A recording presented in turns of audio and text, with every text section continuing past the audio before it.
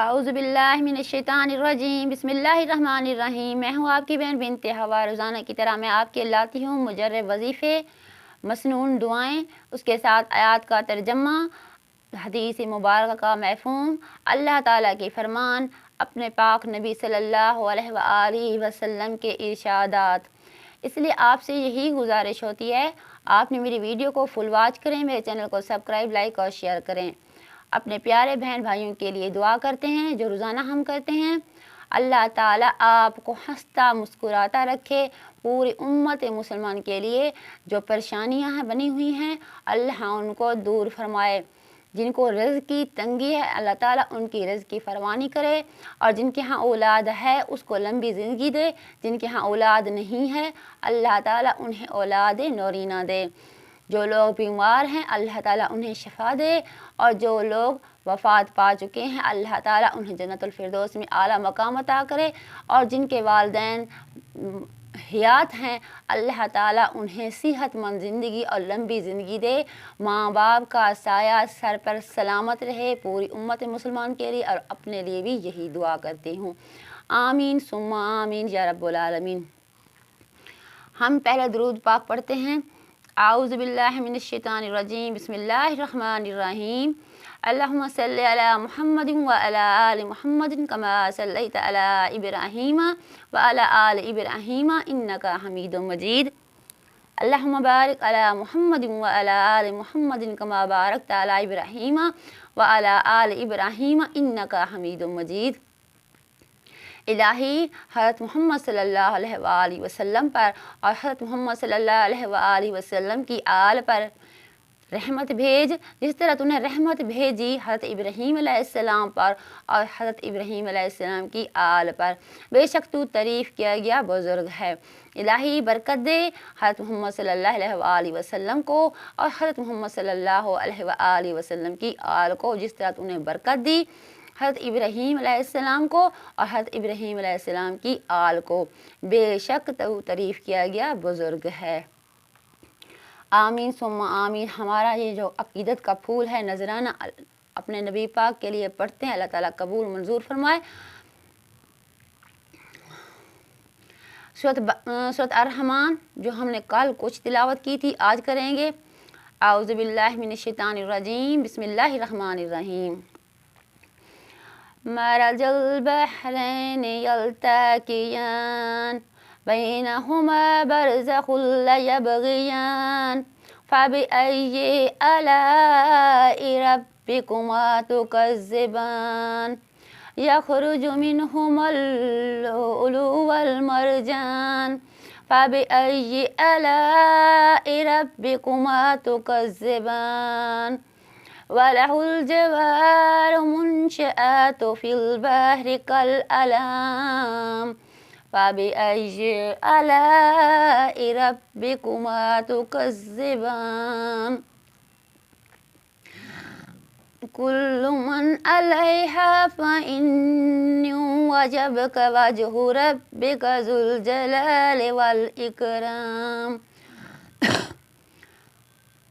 فَبِأَيِّ آلَاءِ رَبِّكُمَا تُكَذِّبَانِ يَسْأَلُهُ مَنْ فِي السَّمَاوَاتِ وَالْأَرْضِ كُلُّ يَوْمٍ هُوَ فِي شَأْنٍ فَبِأَيِّ آلَاءِ رَبِّكُمَا تُكَذِّبَانِ سَنَفْرُغُ لَكُمْ أَيُّهَ الثَّقَلَانِ فَبِأَيِّ آلَاءِ رَبِّكُمَا تُكَذِّبَانِ يَا مَعْشَرَ الْجِنِّ وَالْإِنسِ إِنْ اسْتَطَعْتُمْ أَنْ تَنْفُذُوا مِنْ أَقْطَارِ السَّمَاوَاتِ وَالْأَرْضِ فَانْفُذُوا لَا تَنْفُذُونَ إِلَّا بِسُلْطَانٍ فَبِأَيِّ آلَاءِ رَبِّكُمَا تُكَذِّبَانِ يُرْسَلُ عَلَيْكُمَا شَوَاظٍ مِّنَ النَّارِ وَنَحْسٌ فَلَا تَنْتَصِرَانِ فَبِأَيِّ آلَاءِ رَبِّكُمَا تُكَذِّبَانِ فإذ انشقت السماء فكانت وردة كالدهان فبأي آلاء ربكما تكذبان فيومئذ يسأل عن ذنبه لا يسأل عن ذنبه إنس ولا جان فبأي آلاء ربكما تكذبان يعرف المجرمون بسيماهم فيؤخذ بالنواصي والأقدام فبأي آلاء ربكما تكذبان هذه جهنم التي يكذب بها المجرمون يطوفون بينها وبين حميم آن فبأي آلاء ربكما تكذبان۔ ترجمہ سن لیجیے گا۔ اسی نے وہ دریا رواں کیے جو آپس میں ملتے ہیں، دونوں میں ایک آڑ ہے کہ اس سے تجاوز نہیں کر سکتے۔ تم اپنے پروردگار کی کون کون سی نعمت کو جھٹلاؤ گے؟ دونوں دریاؤں سے موتی اور مونگے نکلتے ہیں، اور تم اپنے پروردگار کی کون کون سی نعمت کو جھٹلاؤ گے؟ اور جہاز بھی اسی کے ہیں جو دریا میں پہاڑوں کی طرح اونچے کھڑے ہوتے ہیں، اور تم اپنے پروردگار کی کون کون سی نعمت کو جھٹلاؤ گے؟ جو مخلوق زمین پر ہے سب کو فنا ہونا ہے، اور تمہارے پروردگار کی ذات بابرکت جو صاحب جلال و عظمت ہے باقی رہے گی۔ تو تم اپنے پروردگار کی کس کس نعمت کو جھٹلاؤ گے؟ آسمان اور زمین میں جتنے لوگ ہیں سب اسی سے مانگتے ہیں، وہ ہر روز کام میں مصروف رہتا ہے۔ تو تم اپنے پروردگار کی کس کس نعمت کو جھٹلاؤ گے؟ اے دونوں جماعتوں، عن قریب تمہاری طرف متوجہ ہوتے ہیں، تو تم اپنے پروردگار کی کون کون سی نعمت کو جھٹلاؤ گے؟ اے گروہ جن و انس، اگر تمہیں قدرت ہو کہ آسمان اور زمین کے کناروں سے نکل جاؤ تو نکل جاؤ، اور زور کے سوا تم نکل نہیں سکتے، تو تم اپنے پروردگار کی کون کون سی نعمت کو جھٹلاؤ گے؟ تم پر آگ کے شعلے اور دھواں چھوڑ دیا جائے گا، پھر تمہارا مقابلہ کوئی نہ کر سکے گا۔ تم اپنے پروردگار کی کس کس نعمت کو جھٹلاؤ گے؟ پھر جب آسمان پھٹ کر تیل کی تلچھٹا کی طرح گلابی ہو جائے گا تو وہ کیسا ہولناک دن ہوگا۔ تو تم اپنے پروردگار کی کون کون سی نعمت کو جھٹلاؤ گے؟ اس روز نہ تو کسی انسان سے اس کے گناہوں کے بارے میں پوچھش ہوگی، اور نہ کسی جن سے، جو تم اپنے پروردگار کی کون کون سی نعمت کو جھٹلاؤ گے۔ گنہگار اپنے چہرے ہی سے پہچان لیے جائیں گے، تو پیشانی کے بالوں اور پاؤں سے پکڑ لیے جائیں گے۔ تو تم اپنے پروردگار کی کون کون سی نعمت کو جھٹلاؤ گے؟ یہی وہ جہنم ہے جسے تم گنہگار لوگ جھٹلاتے ہو، وہ دوزخ کھولتے ہوئے گرم پانی کے درمیان گھومتے پھریں گے۔ تو تم اپنے پروردگار کی کون کون سی نعمت کو جھٹلاؤ گے؟ اللہ تعالی ہمیں قرآن پاک صحیح پڑھنے کی توفیق دے اور اس پر عمل کرنے کی توفیق دے۔ اللہ تعالی ہمیں جنت میں اعلیٰ مقام دے، اور عذاب یعنی قیامت کے دن جو عذاب اور ہولناک دن ہے، اللہ تعالیٰ اس سے ہمیں محفوظ رکھے، آمین ثم آمین۔ اس کے ساتھ ہی چلتے ہیں حدیث، نماز کے چھوڑنے پر جو وعید اور عتاب حدیث میں آتا ہے اس کا بیان۔ حدیث کی کتابوں میں نماز نہ پڑھنے سے بہت سخت عذاب کا ذکر کیے گئے ہیں۔ نمونے کے طور پر چند حدیثیں ذکر کی جاتی ہیں۔ سچی خبر دینے والے کا ایک ارشاد بھی سمجھدار کے لیے کافی تھا، مگر حضور صلی اللہ علیہ وسلم کی شفقت کے قربان کہ آپ نے کئی طرح سے بار بار اس چیز کی طرف متوجہ فرمایا، ان کے نام لے ان کی امت کہیں اس میں کوتاہی میں نہ پڑے۔ پھر افسوس ہے ہمارے حال پر کہ ہم حضور صلی اللہ علیہ وسلم کے اس اہتمام کے باوجود جو نماز کا اہتمام نہیں کرتے، اور بے غیرتی اور بے حیائی سے اپنے آپ کو امتی کہتے ہیں، اور اسلام کی دھن بھی یہی سمجھتے ہیں۔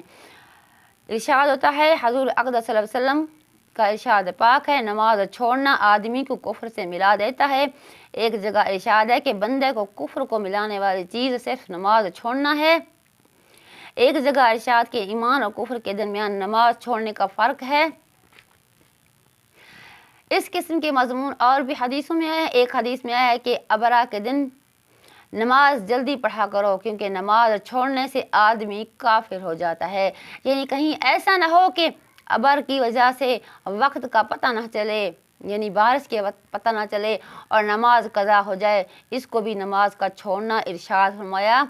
कितनी सख्त बात है कि नबी अकरम सल्लल्लाहु अलैहि वसल्लम नमाज छोड़ने वाले पर कुफ्र का हुक्म लगाते हैं। गो उलमा ने इस हदीस को इनकार के साथ मुक्तदी फरमाया, मगर हजूर की इरशाद की फ़िक्र इतनी सख्त चीज़ है कि जिसके दिल में ज़रा भी हजूर सल्लल्लाहु अलैहि वसल्लम की वक़्त और हजूर के इरशाद की अहमियत होगी, उसके लिए इरशादात नहायत ही सख्त हैं। इसके अलावा बड़े बड़े सहाबा जैसा कि हज़रत उमर, हज़रत अब्दुल्ला बिन मसूद, हज़रत अब्दुल्ला बिन अब्बास वगैरह हजरात का यही मज़हब है कि भला उज़र जान कर नमाज छोड़ने वाला काफिर है। एक दूसरी हदीस है, हज़रत उबैदा कहते हैं कि मुझे मेरे महबूब हजूर सल्लल्लाहु अलैहि वसल्लम ने 7 नसीहतें की, जिसमें 4 अव्वल ये कि अल्लाह का शरीक किसी को ना बनाओ, चाहे तुम्हारे टुकड़े टुकड़े कर दिए जाएं, या तुम्हें जला दिया जाए, या तुम सूली पर चढ़ जाओ। दूसरी ये कि जानकर नमाज छोड़ो, जानकर नमाज ना छोड़ो। जो जानबूझकर नमाज छोड़ दे वो मज़हब से निकल जाता है। तीसरी ये कि अल्लाह ताला की नाफरमानी ना करो, इसके हक़ ताला को नाराज़ ना करो। चौथी ये कि शराब ना पियो। एक हदीस में हज़रत अबू लदा भी एक इस किस्म के मज़मून नकल करते हैं कि आप सल्लल्लाहु अलैहि वसल्लम ने वसीयत फरमाई कि अल्लाह का शरीक किसी को न करना, खाह तेरे टुकड़े टुकड़े न कर दिए जाएं या तुझे जला दिया जाए। दूसरी, नमाज ना छोड़ना जानबूझकर, जो शख्स जानबूझकर नमाज छोड़ता है उसे हक़ ताला शान हो बरआज़मात। यानी तीसरी, शराब न पीना हर बुराई की कुंजी है।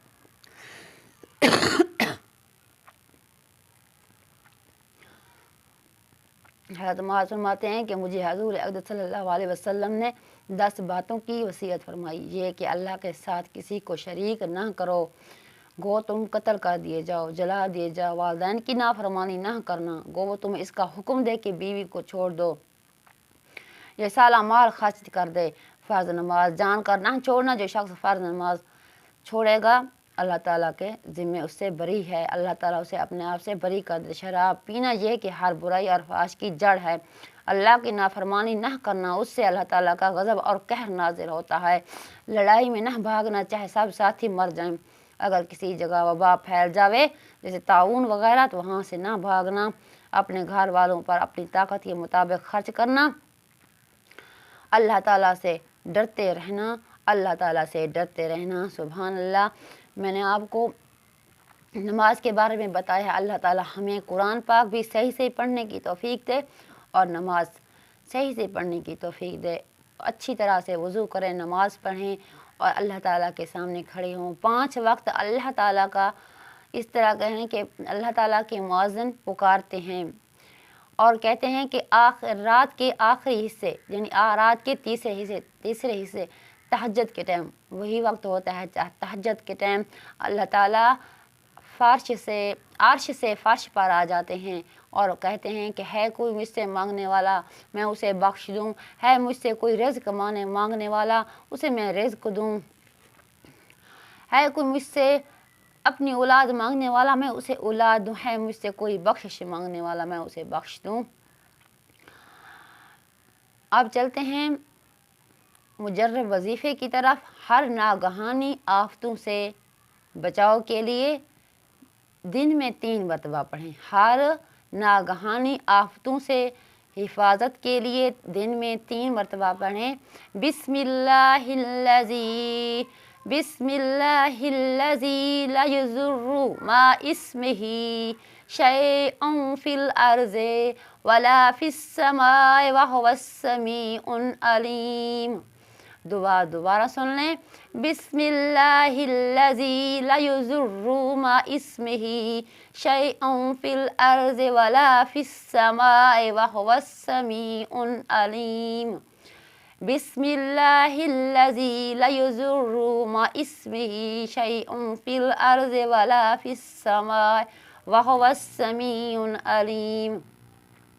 صرف 3 دفعہ پڑھنی ہے، چھوٹی سی دعا ہے اور مجرب جس ہر ناگہانی آفت سے بچاؤ کے لیے۔ شروع کرتا ہوں، اس کا ترجمہ اس طرح سے ہے۔ شروع کرتا ہوں اللہ کے نام سے، بسم اللہ الذی لا یضر مع اسمہ شیء، جس کے نام کے ساتھ، فی الارض آسمان اور زمین، ولا فی السماء آسمان اور زمین کی کوئی چیز نقصان نہیں دے سکتی، وہ بہت سننے والا اور خوب جاننے والا ہے۔